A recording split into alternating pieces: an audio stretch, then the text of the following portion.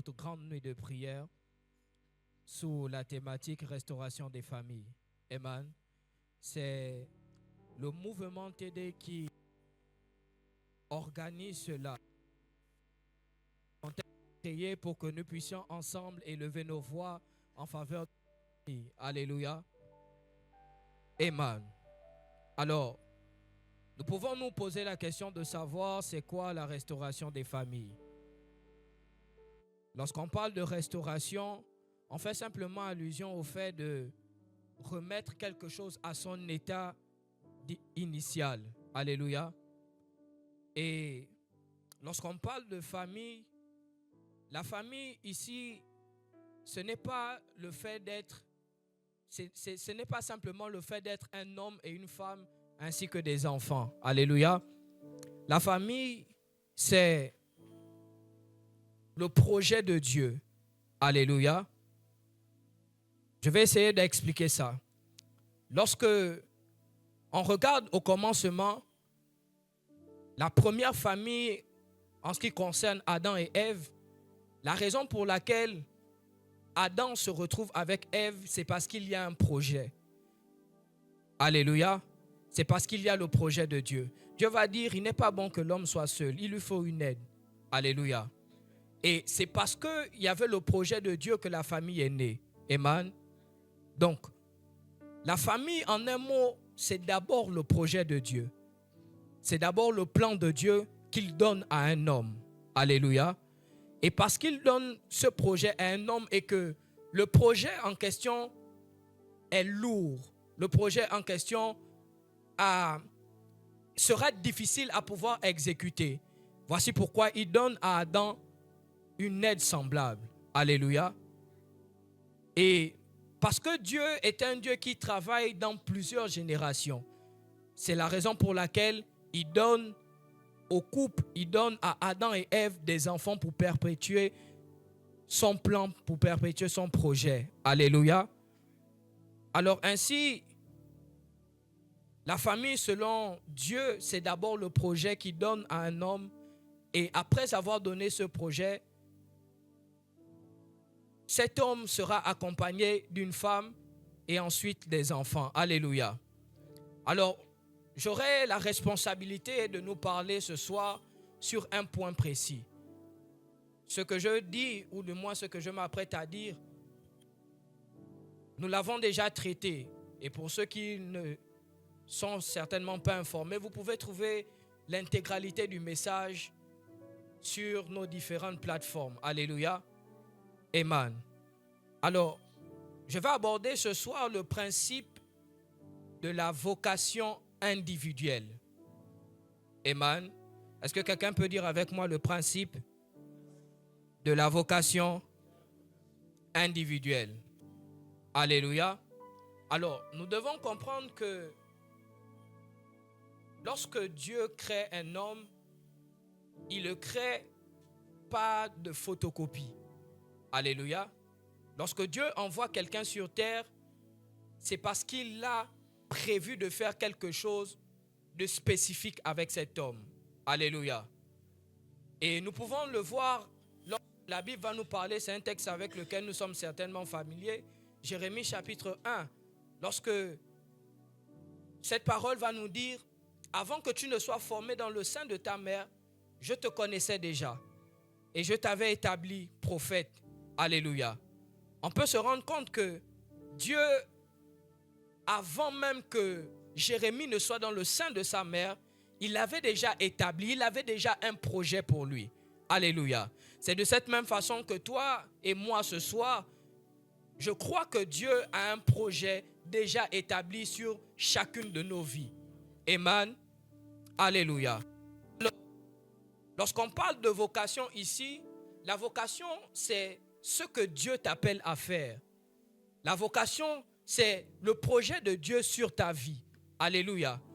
Écoutez-moi, la Bible va nous parler et nous sommes dans l'étude. Nous étions plus ou moins, parce que c'est la fin de cette série sur la famille d'Adam et Ève.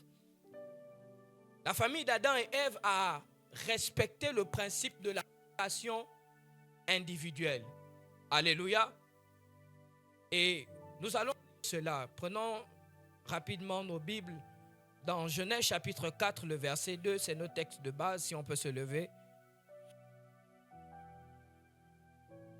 Genèse chapitre 4, le verset 2. Je vais lire dans ma version, Genèse chapitre 4, verset 2, la version Semeur.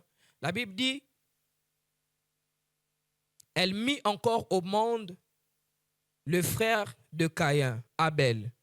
Abel devint berger et Caïn cultivateur. » Alléluia. Amen, on peut se rasseoir. Alors, nous comprenons ici que le couple, la famille d'Adam et Ève a respecté le principe de la vocation individuelle. Nous allons voir l'un étant berger et l'autre étant cultivateur. Alléluia. Et plusieurs dans nos familles, en tant que parents, commettons certaines erreurs. Alléluia. Nous commettons l'erreur généralement de unifier les destinées. Alléluia. Ce que je suis en train de dire par là, c'est que généralement, on a la manie de vouloir imposer à nos enfants une vocation particulière. Alléluia.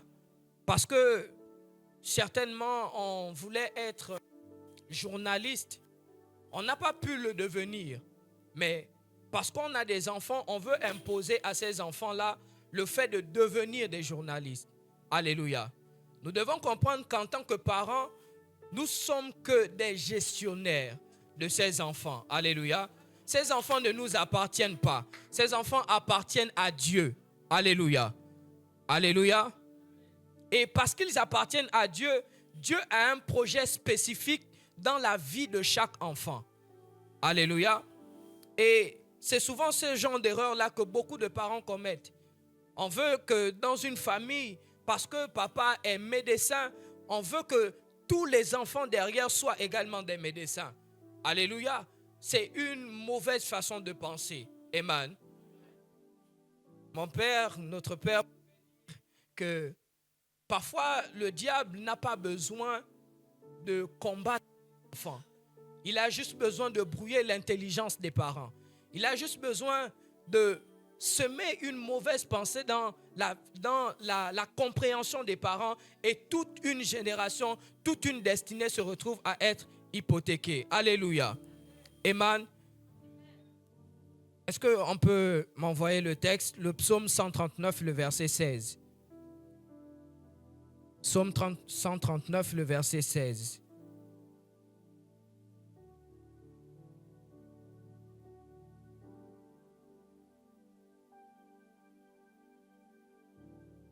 Psaume 139, le verset 16. La Bible déclare, « Quand je n'étais qu'une masse informe, tes yeux me voyaient. Et sur ton livre étaient tout inscrits les jours qui m'étaient destinés avant qu'aucun d'eux n'existât. » Alléluia. L'enfant, en principe, vient pour accomplir ce qui est déjà écrit en ce qui le concerne. Alléluia. Donc, c'est mal de penser imposer une quelconque vocation à un enfant. Alléluia. Amen. Alors, lorsque nous n'imposons pas une vocation à un enfant, il y a des bénéfices rattachés derrière. Il y a des avantages rattachés derrière. Alléluia. Vous allez vous rendre compte que il y a des familles où la précarité, où la pauvreté est à son paroxysme. Alléluia. Mais lorsqu'un enfant, parce que dans la vocation de Dieu pour lui, Dieu avait prévu dans son plan que ce dernier soit un golfeur. Alléluia. Et parce que ce dernier devient golfeur, il a la capacité de sortir toute une famille de la précarité. Alléluia.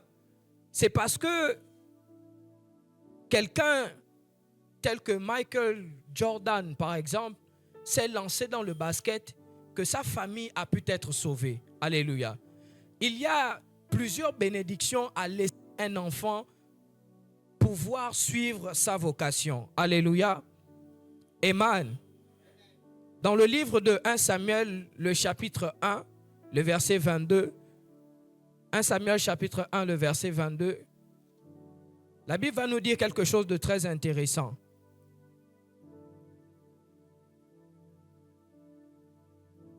La régie, s'il vous plaît. 1 Samuel 1, 22. La Bible déclare, Anne ne monta point, et elle dit à son mari, lorsque l'enfant sera sevré, je le mènerai, afin qu'il soit présenté devant l'Éternel et qu'il reste là pour toujours. Alléluia. Anne, c'est la mère de Samuel. Samuel, le prophète que nous connaissons. Elle va dire, je vais emmener l'enfant devant l'Éternel et il va rester là-bas. Anne savait que la vocation de Samuel, en principe, c'était celle de servir l'Éternel. Alléluia. Et à cause de ça, il y a des bénéfices qui se sont rattachés à la famille de Anne. Alléluia. Dieu a ouvert son ventre afin qu'elle puisse avoir d'autres enfants. Alléluia. Et notre Père pouvait nous dire que la famille, ce n'est pas simplement aussi la famille telle que nous la connaissons dans nos maisons, mais c'est aussi la famille nation. Alléluia. La famille nation. Le prophète Samuel a été une grande bénédiction pour la famille qui est la nation d'Israël. Alléluia. Tu ne sais peut-être pas, mais assurément, au travers de la vie de ton enfant, Dieu a envie de régler un problème dans la nation de quelqu'un. Je pensais que quelqu'un allait dire Amen. Je dis assurément, à travers la vie de ton enfant, Dieu veut régler le problème de la nation gabonaise. Mais si tu ne laisses pas l'enfant faire ce pourquoi Dieu l'a envoyé sur terre, il sera compliqué. En fait, tu es en train de non seulement hypothéquer une destinée, mais tu es aussi en train de faire mal à une nation. Alléluia. Parce que nous sommes non seulement fils nous sommes non seulement enfants dans votre famille, mais nous sommes aussi enfants de la nation. Alléluia. Et la nation a besoin de plusieurs des enfants que vous imposez une sorte de vocation. Alléluia. Amen. Est-ce qu'on peut acclamer le Seigneur?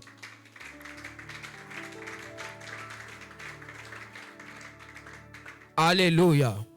Alors, lorsqu'on parle de la vocation, c'est une chose de savoir que nous devons accorder la possibilité à nos enfants de pouvoir suivre leur propre voie, suivre leur propre vocation. Mais une question demeure. Comment est-ce que nous pouvons amener nos enfants à connaître leur vocation et à entrer également dans leur vocation? Alléluia. Amen. Alors, je vais donner 2 clés en ce qui concerne le fait de découvrir la vocation de vos enfants. Alléluia. Parmi ces clés, nous avons la première. Celle de l'observation. En Genèse chapitre 2, le verset 19, la Bible va nous parler et la Bible va nous dire que Dieu va emmener les animaux devant Adam. Alléluia. Et lorsqu'il va emmener les animaux devant Adam, Adam va nommer ces animaux-là. Alléluia. C'est-à-dire que Dieu va observer. Et en observant, il y a un potentiel, il y a quelque chose qui était en Adam qui va sortir. Alléluia. Et en tant que parent, vous voulez connaître la vocation de vos enfants, vous devez apprendre à cultiver l'observation. Vous devez apprendre à cultiver ce qu'ils aiment faire. Vous devez apprendre à cultiver ce qu'ils font déjà, ce qu'ils manifestent, afin de pouvoir déceler dans quel couloir est-ce que chacun a la possibilité de se positionner. Alléluia. Amen. Est-ce que quelqu'un comprend? Amen. Alors c'est en observant que vous aurez la capacité de pouvoir déceler la grâce de Dieu dans la vie de vos enfants. Alléluia. Comme deuxième clé, nous avons la consultation divine. Amen. Nous avons la consultation divine. Lorsque nous allons observer la vie de Rebecca, alors que elle sera enceinte des jumeaux. Et à un moment donné, elle va s'interroger. Et elle va interroger le Seigneur sur ce qui se passait dans son ventre. Alléluia. La Bible va nous dire que l'Éternel va répondre en disant 2 nations te tiennent dans ton ventre. Alléluia. Pourquoi 2 nations? Simplement pour dire que bien que ce soit des jumeaux, bien que ce soit 2 enfants, mais c'est 2 personnes qui viennent avec des destinées différentes. Alléluia. Personnes qui viennent avec des vocations différentes. Alléluia. Alors, parce que Rebecca a consulté, parce qu'elle a interrogé le Seigneur, elle a pu se rendre compte que 2 nations se tenaient dans son ventre. Alléluia. Amen. En tant que parents, nous devons, pour les pères, interroger le Seigneur en ce qui concerne les enfants qui sont en train d'arriver. Alléluia. Parce qu'il y a un projet sur leur vie, parce que Dieu veut faire quelque chose dans leur vie. Alléluia. J'aimerais que nous puissions prendre un texte. Proverbes chapitre 22, le verset 6. Proverbe 22, le verset 6. Proverbe 22, verset 6, la Bible déclare: instruis l'enfant dans la voie qu'il doit suivre, et quand il sera vieux, il ne s'en détournera pas. Alléluia. C'est un verset avec familier. Amen. Nous l'avons entendu. Et je pouvais avoir une certaine compréhension de ce texte. Alléluia. Généralement, lorsqu'on le lisait, on pouvait se rendre compte que, on pouvait nous dire que Dieu est en train de simplement dire que nous devons instruire les enfants selon la voie du Seigneur, selon la voie de Dieu. Alléluia. C'est-à-dire venir à l'église, venir dans la maison du Seigneur, pratiquer les ordonnances du Seigneur. Alléluia. Mais je me suis rendu compte que c'était quelque chose de beaucoup plus profond. La Bible dit: instruis l'enfant selon la voie qu'il doit suivre. Alléluia. Ça veut dire en d'autres termes que ce n'est pas la voie que son voisin doit suivre, mais c'est une voie spécifique que cet enfant est censé suivre. Alléluia. Ça veut dire que en termes de vocation, le Seigneur a tracé une voie pour chaque enfant. Et il voudrait qu'en tant que parents, nous puissions les instruire selon cette voie en question. Alléluia.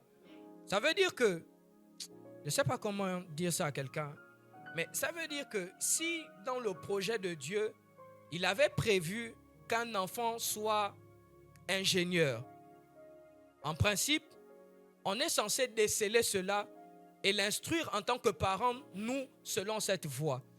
C'est l'une des raisons pour lesquelles il y a certains parents qui, très tôt, décèlent la vocation de leur enfant. Par exemple, des sportifs, des footballeurs. Et très tôt, ils vont les emmener au stade. Très tôt, ils vont investir. Ils vont les instruire selon ces choses-là. Alléluia. En tant que chrétiens également, nous devons instruire nos enfants selon la voie qu'ils sont censés suivre. Alléluia. Et en principe, si nous devons les instruire selon cette voie, nous devons consulter celui qui a tracé cette voie. Alléluia. Nous devons être en contact avec celui qui a tracé cette voie. Si nous sommes en contact avec cela, nous aurons la capacité de pouvoir instruire les enfants selon la voie en question. Alléluia. Amen. J'aimerais dire à quelqu'un, j'aimerais dire à un parent, ne soyons pas les ennemis de Dieu dans la vie de nos enfants. Alléluia. Amen. Amen. Est-ce qu'on peut se tenir debout?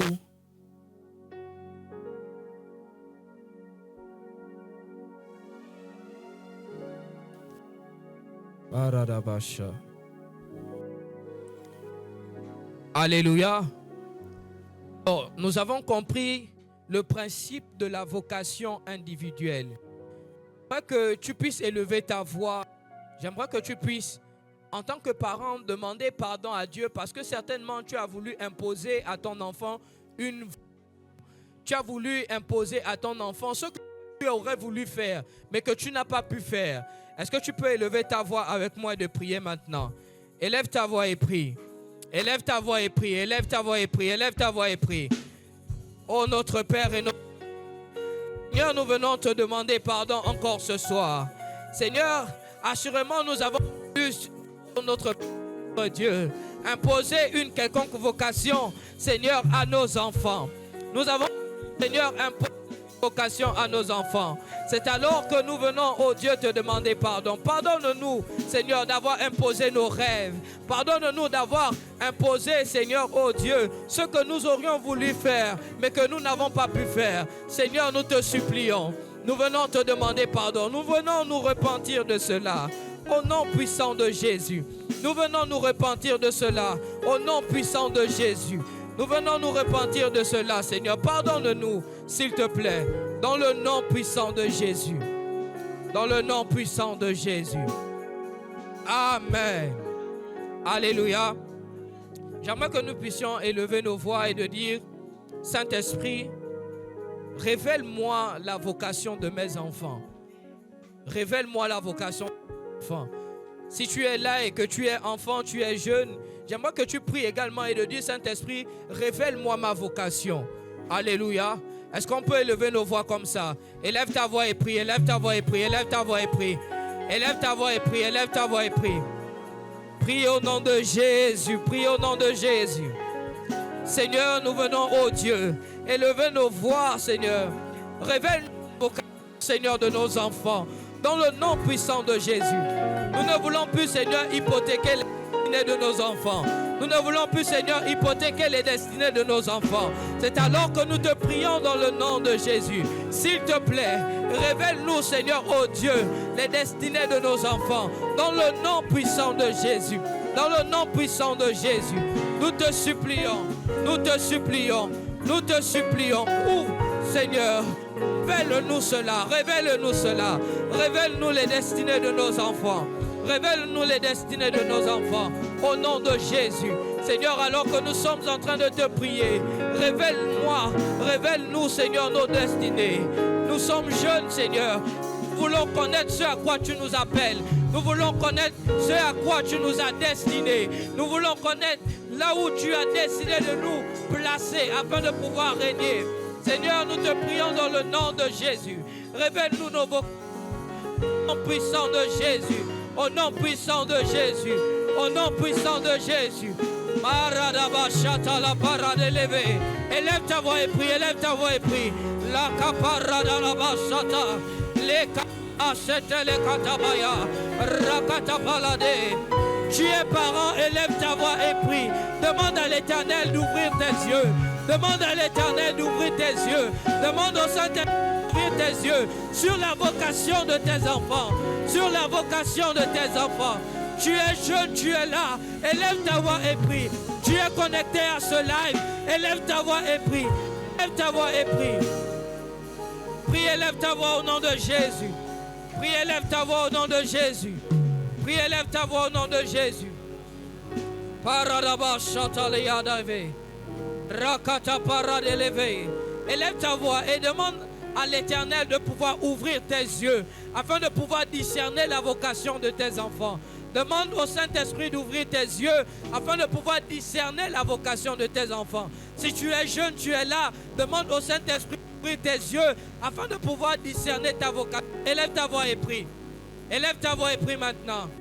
Paradaba Satale Kaparade. Élève ta voix et prie maintenant. Élève ta voix et prie maintenant. Élève ta voix et prie maintenant. Rakapa Chatale Kaparadalava. Semandele Kosovade. Demande à l'Esprit de Dieu de t'ouvrir les yeux. Demande à l'Esprit de Dieu de t'ouvrir les yeux. Demande à l'Esprit de Dieu de t'ouvrir les yeux. Shade Shaparadia Aseve. Brakata Zetelia Adeveya. Majakata Barade. Saint-Esprit, ouvre nos yeux. Ouvre nos yeux, Saint-Esprit. Ouvre nos yeux, Saint-Esprit. Nous voulons discerner les grâces, les dons. Nous voulons discerner les potentiels, Seigneur, dans la vie de nos enfants. Nous te supplions, Saint-Esprit. Ouvre nos yeux, ouvre nos yeux. Ouvre nos yeux, Saint-Esprit. Ouvre nos yeux, Saint-Esprit. Ouvre nos yeux, Saint-Esprit. Ouvre nos yeux, Saint-Esprit. Paradabashata. Rakata Parada. Élève ta voix et prie au nom de Jésus. Élève ta voix et prie au nom de Jésus. Élève ta voix et prie au nom de Jésus. Chata Labaha. Oh notre Père. Seigneur, ouvre nos yeux afin de discerner, Seigneur, les grâces, les potentiels, Seigneur, dans la vie de nos enfants. Seigneur, accorde-nous également la capacité de pouvoir discerner les grâces en nous-mêmes, dans le nom puissant de Jésus. Amen. Amen. J'aimerais que nous puissions élever nos voix. J'aimerais que nous puissions déclarer, j'aimerais que nous puissions décréter qu'aucune destinée ne sera plus jamais étouffée dans notre famille. Qu'aucune destinée ne sera plus jamais retardée. Parce que nous avons voulu imposer quoi que ce soit. Parce que quelqu'un n'a pas su déceler la vocation qui est la sienne. Alléluia. Élève ta voix et prie maintenant. Déclare, déclare, déclare, déclare, déclare. Déclare, déclare, déclare. Alors que tu es en train de déclarer, il y a une intervention. Oh Seigneur, nous venons déclarer encore ce soir.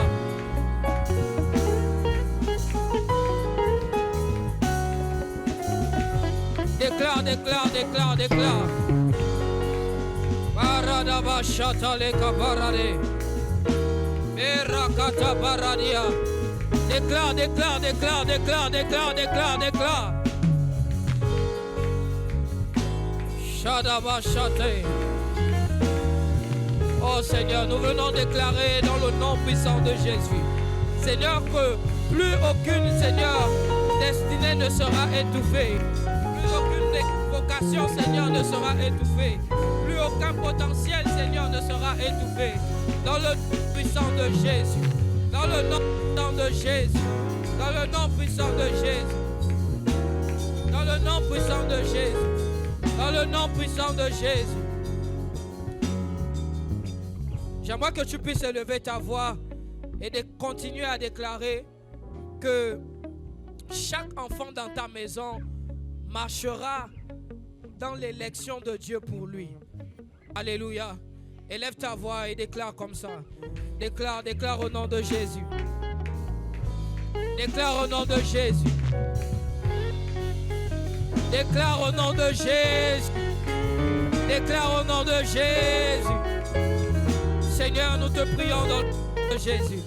Nous venons déclarer, Seigneur, que chaque enfant, oh Dieu, désormais marchera dans l'élection. Famille, dans le nom puissant de Jésus-Christ de Nazareth, dans la vocation.